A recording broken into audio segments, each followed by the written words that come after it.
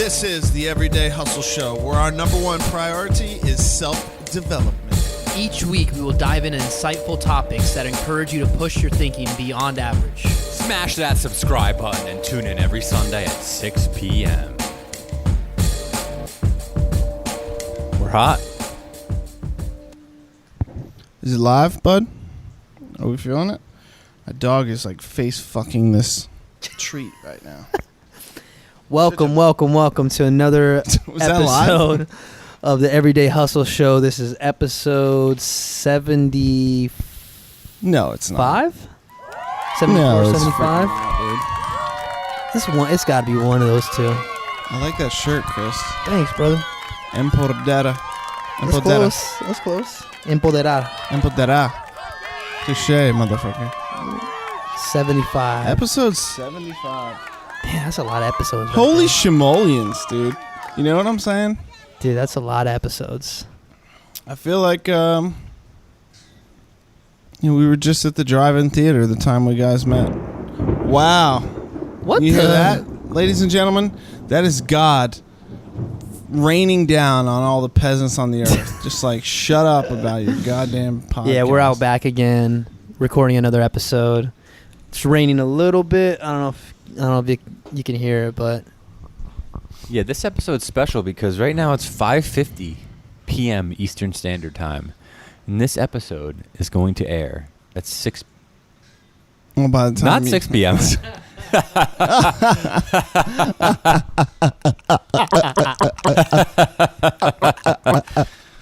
This episode will be a little late, but it's pretty much going to be a real-time episode.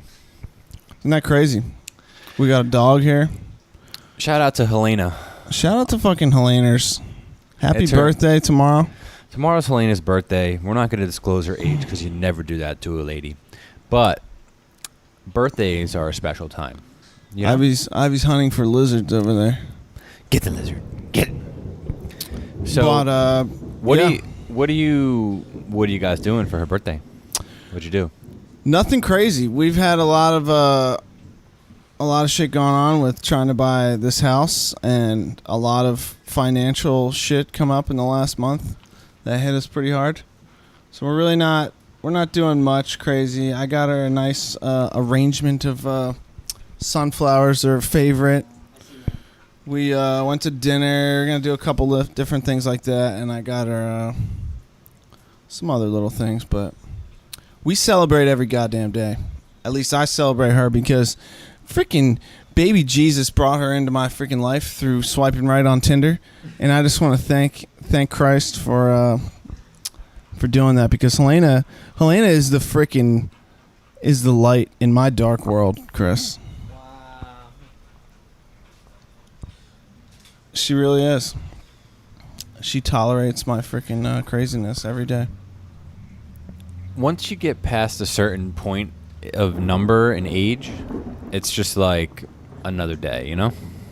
I know. To me too. Like, Yeah. I don't want to do much for my birthday. This year she got me tickets to go see Dance Gavin Dance in Periphery. I was stoked on that. Yeah, that's a sick gift. And other than that, we just went to Because you want to know why? That's an experience. yeah. And You she know? actually went, and she likes Dance Gavin Dance, but the other bands That's because she likes the singer. She wants. she to, does. She wants to bone Tilly and Pearson, but we actually we got tickets to go see him too in September. It's an experience and a moment. Yeah. You know. So We've for never my- been to a concert together before that. Yeah. For my 30th birthday, 10 of us went to St. Thomas, and I feel like that was like a peak moment, you know? And now every birthday after that, it's just like... that was a sick looking trip, dude. It was amazing. Amazing trip. And moments, you know, those are moments that you never forget. So, anybody else have any moments like that on any of their birthdays? Sorry, I was posing for a picture. I fucked it up. But moments, Christian's learning his birthdays. photography skills over here. Helena took me to this year too. You ever been to? There's a place called Mai Kai in Fort Lauderdale. No, I want to check that out though. You gotta go there, dude. Yeah, it looks cool. I've seen a few people go to there. Helena, it's like she kept saying we're going there, and it's Polynesian. I didn't Yeah. even know what Polynesian was. Moana, Polynesian, bro. I know. Yeah, Polynesian is like a mixture of all the islander, Hawaii Hawaii, and all those islanders. So it was a really cool place. They had a lot of Yeah. freaking non-alcoholic islander drinks. For some reason, I'm into that, dude. I want like a strawberry daiquiri, no Virgin? alcohol. Is that what it's called? Virgin, yeah. But they make They call them mocktails. they make a Oh. bunch of cool shit like that, and then they have all these fucking islander people dancing around the stage, fucking throwing flame shit, and there's a whole show. Like it's a fucking legitimate production. Yeah. It was an experience. Hell yeah. Then we had sex. End of the night. What the? What a birthday. Any moments on your birthdays that you remember that stick out to you that you had a great time at, Christian? Trying to think. I usually don't. Excuse me. I usually don't celebrate or like try to make a big deal of my birthday. It's a Brown thing. You know what I'm saying? We're just Brown is down, dude. They don't. We're we just don't do chill, that. you know. So I mean, there's definitely been a lot of memorable times, but as far as like associated or like related to my birthday, not that I can think of. I mean, I'm sure when I was younger, you know, when I actually had like birthday parties. Actually, I do remember one time when I was younger, and me and a bunch of my friends. This is up in Idaho. We were at my house celebrating my birthday. Me and my boy Christian Loya, and I lived in a 2-story house, and for some reason we decided we were going to go ahead and try and tie like a bunch of blankets together. And one of my boys had it wrapped around him, and I like was going to scale my house.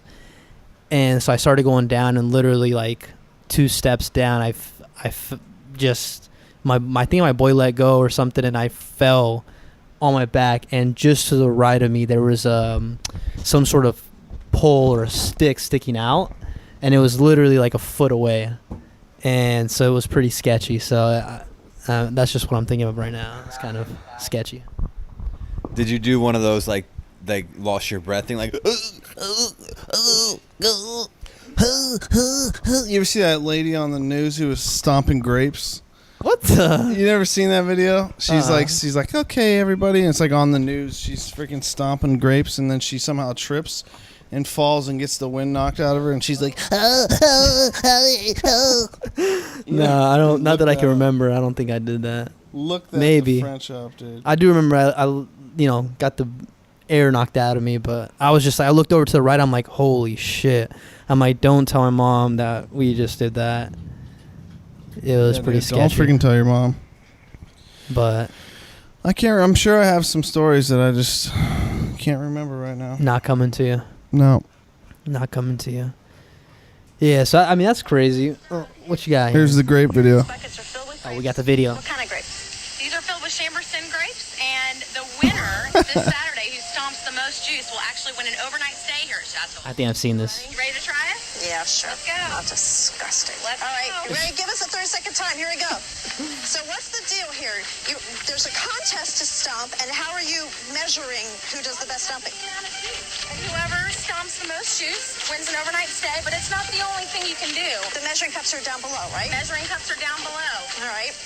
And if you win, you get to stay at Chateau Elan. And what else do you have going on here? Well, if grape stomping's not your thing, you can come and spend the day listening to live music, eating international foods, having wine tours and tastings, vineyard tours, seminars, arts and crafts. It's a lot of fun, a whole day. Stop.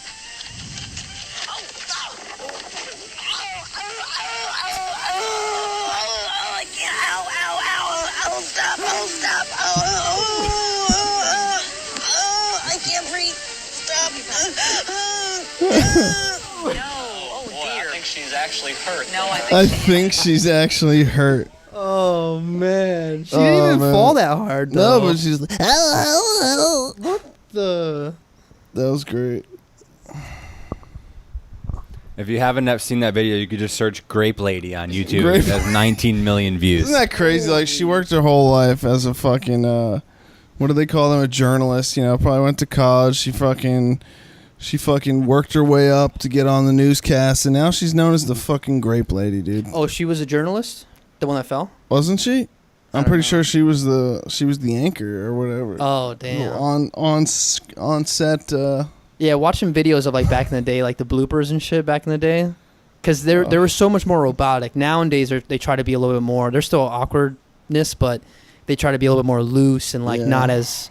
So back then when there was an awkward moment, they like froze. But that guy was funny. He's like, I'm pretty sure I think she's hurt. That's funny, man. So Drew, what's new in your life, brother?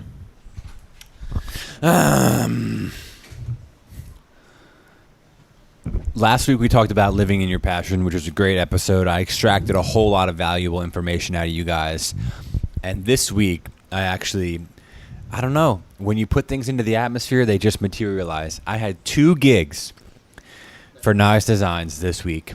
Damn. Which was like a record-breaking thing, not only for me, but for the company, for revenue and all that stuff. So I did the 2019 Murph Challenge at Hard Exercise Works. I photographed it, which basically is a like group exercise thing where they do a 1 mile run, then they do I think it's 100 pull-ups, 200 push-ups, and 300 squats, and then 1 mile run again, all in a row, and they time it.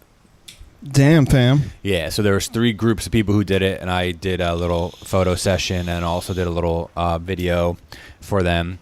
And then yesterday I did a video for an event that was called Taste of Recovery, which was in Delray. Really cool event. It was hosted by Crossroads, and basically all these restaurants got together and they did what's called Best Bite, which is like they sampled their best dish, best little bite, and everyone went around to each booth and had a bite of the food, and then they voted for a winner at the end. And the winner was actually Proper Ice Cream, which I don't know if you guys have ever been there, but they have 2 locations in Delray. It's a fairly new company. I think they've been around 2 years or something like that. If you've never been there, check it out. It's on Congress, kind of near Lake Ida and Congress. Proper Ice Cream, really, really good. But they won the competition.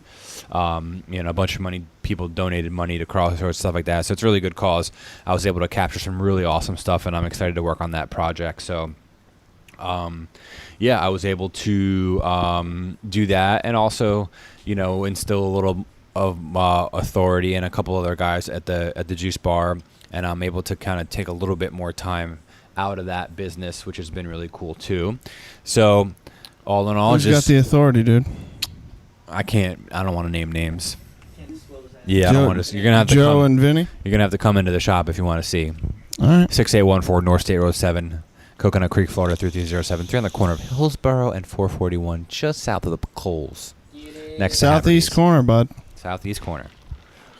Inside Evolution motherfucking Yoga Dog. So yeah, I put it out there that I, love living in my passion, and then, 2 gigs just kind of came to me, and it worked out really great. And it's a cool learning experience because the creative business is much different than any other business. So, it's one of those things where it's like everyone usually tries to negotiate on the price. Everybody tries to, not belittle, but I want to say devalue what you do. And for me, it's important because I'm in the mode right now where I'll do any job, right? I can't be selective about what I want to do. I want to build my portfolio. I want to get the experience. So I'll do any job. But then, most people are always, want to negotiate on the price, or because they don't know the value of what it is. They don't know how much you have invested in gear, how much you have invested in software and time to get all these skills. So, but it's good for me now that I have like a handful of paid gigs under my belt where I know the worth of the job and how the interaction with the clients is supposed to go. And right now, I'll take any job, but I won't alter the price for someone, and I won't do anything for less than what I know that it's worth. I would rather not do a project and pass on it and let someone else do it than do it for less. Because if you go into it like that, or if I go into it like that, I'm just going to have the wrong attitude for the job. I'm going to underperform. And right now I want to get what I'm worth, and then I always want to deliver more than I promise. So booked a 3-hour photo shoot, gave the client all the photos, and then gave them a 1-minute video on top of it. So that was cool. It was like a nice little extra thing for me to do. They weren't expecting it. It's a nice little thing that they can use to promote the event next year. There's value in that.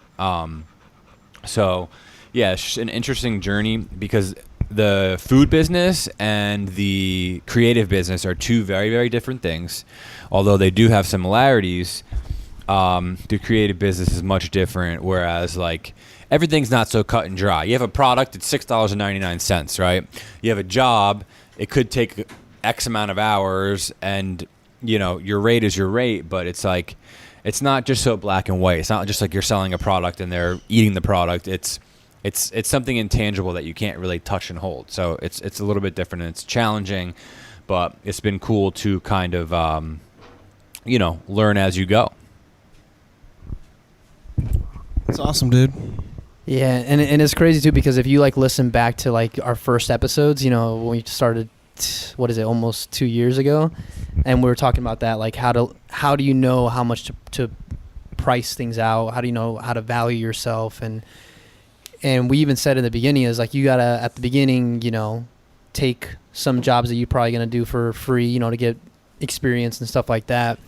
But just like you said, you know, once you start talking about it, once you start putting it out in the universe or whatever, and it's like stuff just starts to happen. And not only that, but like I think the networking too. Like I don't know if you talked to people while you were there, but I'm sure there had to been at least one person that might, you know, when they have an event, they might say, "Oh, you remember that guy who did that event? What's his number? You know, how can I reach out?"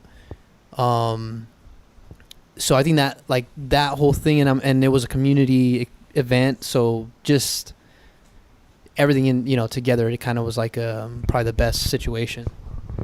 Yeah, you know, I was rocking my AndrewNice.com shirt, so and there was something like 800 people that saw it, so you never know, something might come from it. Yeah, another thing is I know we talked about community last show and how I can get involved in the community with the juice business. And this was like a perfect example of like what the community can do, because there were so many restaurants there who were involved in the community, and Delray is like a very good community to be in, to be a small business. You know, multiple people have told me that. But like I saw a bunch of people that I knew there. It was cool.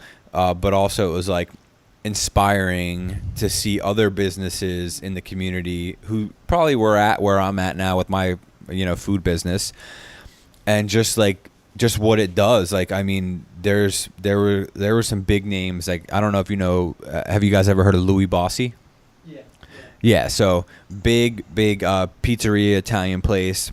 And like he's well known in the Delray community, but like if you go into any of those places that he has, I mean, they are like works of art. They are like truly amazingly beautiful, and like everyone in the community. There, Louis. Yeah, there's one in Boca, Fort Lauderdale, but yeah, like highly respected dude, and like just very admirable to see what can be done in the food service industry, because sometimes you get discouraged with working so many hours, and you know, people don't appreciate it, and it's like it's good to see the people who are doing it and doing it successfully. It just gives you a little bit of hope to know that if you just keep moving forward, that there is success that can be had in that. And I'm sure that the owners of those successful, you know, bigger restaurants have families that they're supporting, and you know, they're doing well and they're making money, and not only that, they're able to give back to the community, and they employ so many people.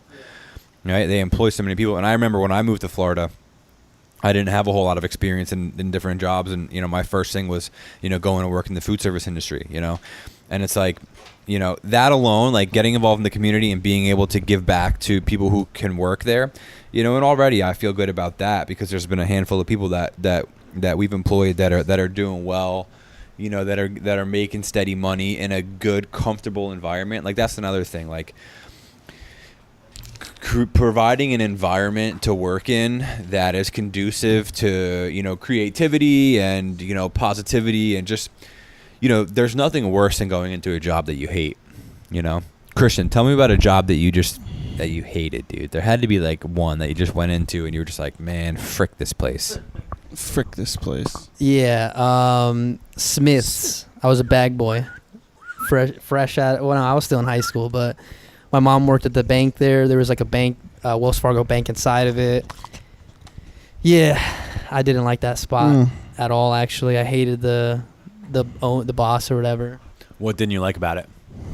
Well, I mean, my perspective and my like attitude at that time was definitely not the best. So I'm sure it probably wasn't that bad, but at the time, I didn't ask you about your attitude and your perspective. I asked you what. I don't care about that. What didn't you like about it?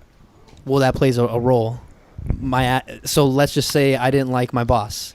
My attitude now would probably be, he probably's not that bad of a guy. But back then, you know, I hated him just because I was a little shithead and I didn't want to take, you know, anything from anyone. Like you were just like, this guy's just trying to tell me what to do. But he's your boss. He's your boss. Yeah, that was literally his job. But like I said, back then I didn't want to listen to nobody. Fuck him, dude. What about you, Jess? The cabinet, Cemex? the cabinet guy. No, Cemex has been real good to me, dude. It's We helped me. respect Cemex around these parts. Cemex Christian. has helped me grow as a person, and I'm starting to think, you know, at Cemex, I'm like, I meet this. The other day I met this. They made a new president of Florida and the Carolinas, and I got to meet this guy on Friday. He came by my office. What was he check me wearing? out. He was wearing like not like almost like a suit without the jacket, just like a Classic a nice slacks, shirt, button-up tucked- tie? Yeah, Did he have a beard? no, but he was very Ooh. young, Ooh. very young. So Like, he more looked another like hope shot for you. At most, like 40 years old, You know he's and that doing was good, like probably. that lit some bulbs in me. I was like, dude, I'm gonna be this fucking guy in 10 years, dude. Tell us about the cabinet place. What about it you cabinet didn't place- like? The And guy was just a complete asshole. The first day I walked in there for an interview, it was in Delray, and like I think I was living in an IOP or something, intensive outpatient. For those of you who don't know, right after rehab, and I was like, I was like riding a bike to fucking work, and I needed a fucking job, but I walked in there, and he's like, "You're one of those drug addicts," and I was like, I looked at him, and I was like, yeah. And he's like, all right, well, what do you expect to get paid? You know, I was like, I don't know. I was looking for like $15 an hour. He's like, I'll pay you minimum wage to start. It was like eight something, you know? And I was like, you motherfucker. He's like, we'll see how you do for a week, and then maybe we'll give you a raise. He ended up giving me, like, after a couple days, $10 an hour, because I sort that's a of do good. know what I That's was a doing. decent like. But he was Yeah. just... I met this guy, Marius, from... where the hell was he from? What's the matter? What?